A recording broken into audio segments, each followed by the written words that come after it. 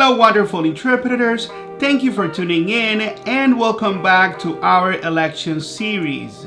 In this video, I'm going to show you more evidence about WFSE's plans throughout the years for L&I interpreters, including taking over our industry and what they still want from you. So without further ado, let's get into episode number 5. Please remember to pause the screen whenever you want to read something and make sure to watch this entire video.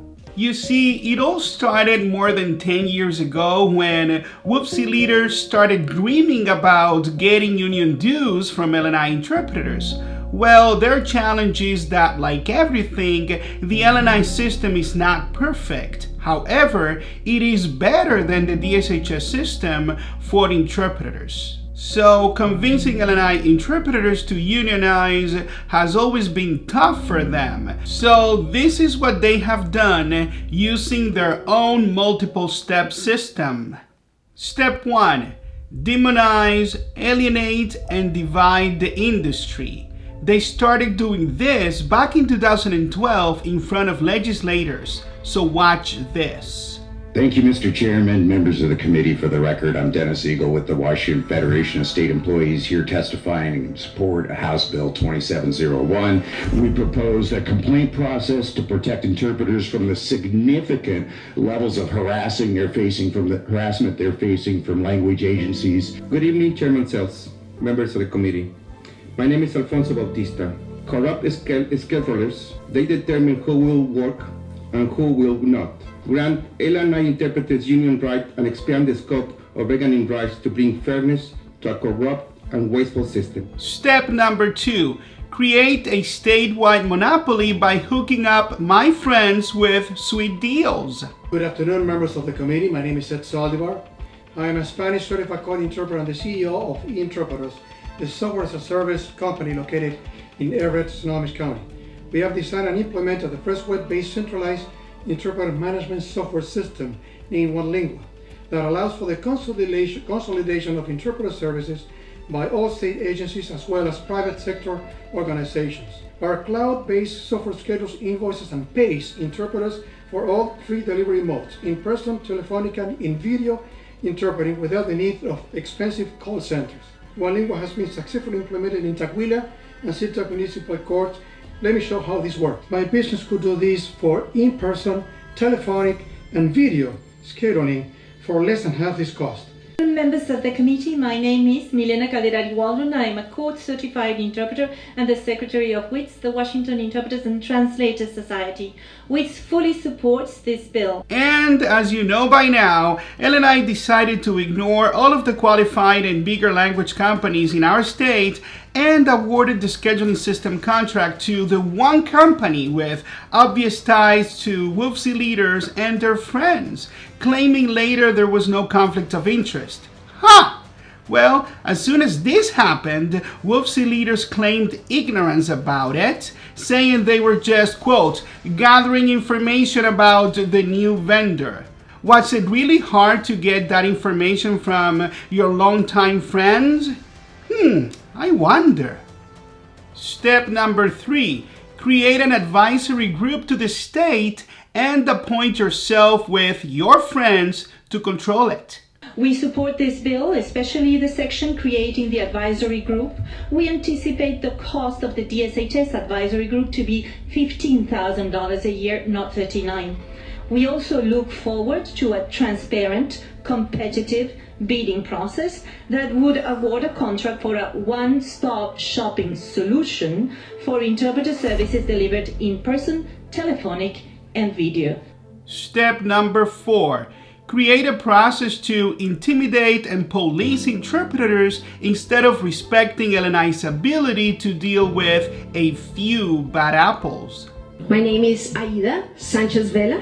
The new model uses one company to coordinate. There is a process in place that helps to get rid of bad apples. There is a process in place that helps to get rid of bad apples. Step number 5.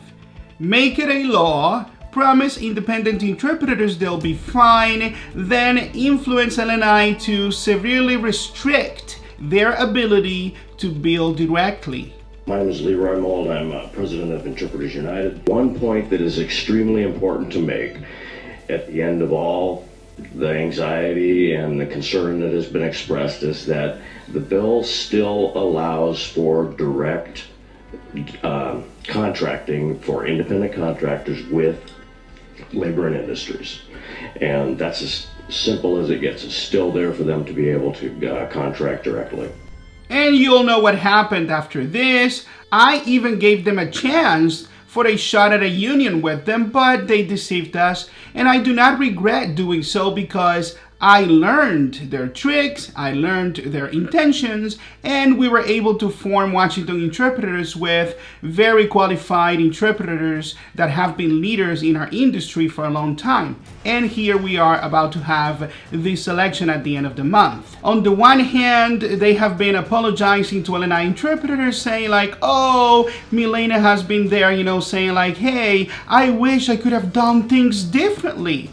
But on the other hand, they keep on alienating interpreters and direct billers, aka independent interpreters like ourselves, creating online petitions to supposedly reform the system because many LNI interpreters, according to them, violate the code of ethics. And they're not even done yet. Look, they want to destroy independent interpreters completely. It's not enough to restrict billing directly for all of us, they have to intimidate us. And what you see right here is the procedure for a no-show. This provider was to report a no-show, and it says right here that this may lead to the interpreter losing their DSHS credential.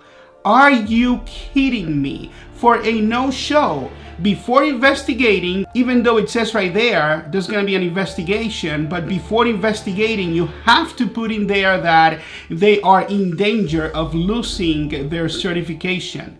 That's what WFSE does. So they want you to think that Milena Calderari-Waldron is no longer a leader with Local 1671. Oh no, yeah, she's still at the DSHS Advisory Committee holding a lot of power, and they have the power to take away your certification for anything really. I mean, you could see it. And not only that, as you can see right here from this image, she sits at the policy committee from their Local 1671 union. She's the chair. And then the WFSE Executive Board from November 2021 to October 2023. She's there with the ability to create and implement policy like she's been doing for all of these years. So don't be deceived. They could put somebody else in there as a face, but the same puppeteers keep on controlling the game. And do you think that they have learned anything after all that they have done to all of us? No, they still want your union dues. Let me tell you something. If they win, nothing is going to change whatsoever. Things are only going to get worse because they'll solidify power by winning the election. They don't care about you. They don't care about me. They care about power, union dues, and hooking up their friends with sweet deals. The evidence is there. Now you all see it again. In closing, I want to say this to you. These people from WFSE, those WFSE leaders, they have been engaging in personal attacks against me and my fellow Washington Interpreters Board members because we're friends. So yes, we became friends when we formed Washington Interpreters. But guess what? I am a friend of the workers. The people that, like me, work for a living and stand to lose everything if we make bad decisions. Who are WFSE leaders' friends? Oh yeah, the same people that lobbied to the state to take away your ability to bill directly and to leave you without any options. The same people that hold the monopoly right now statewide, and they want to keep on hooking up their friends and enslave you to only have the option of the scheduling system. At the end of the month, you have to make a choice. I like the fact that we've been ahead all this time, but I do not take your vote for granted. We at Washington Interpreters do not take your vote for granted. What we're confident about is that we have shown to you that we have done everything in our power with no resources to advocate for you, for all of us, not asking for any money whatsoever. And one more thing. There are a couple of interpreters, and I gotta say, some from the other union that fell to the wayside because they couldn't get it done to be on the ballot. And these people want to confuse you because they're like flip-flopping all the time. They don't know what to do, and they frankly want another shot at having a union if we have no election or if WFSE wins. Let me tell you something. Now it's the time to deal with WFSE. Washington Interpreters has provided us with the opportunity to have this election, to get rid of these people interfering in our affairs, and to take control of our destiny by empowering ourselves as the workers, making our own decisions, and keeping all of our dues money at the local level. Please like, comment, and subscribe to our channel in order to keep on getting more relevant information for our interpreting community. See you in the next video. Do not lose hope, and as always, God bless.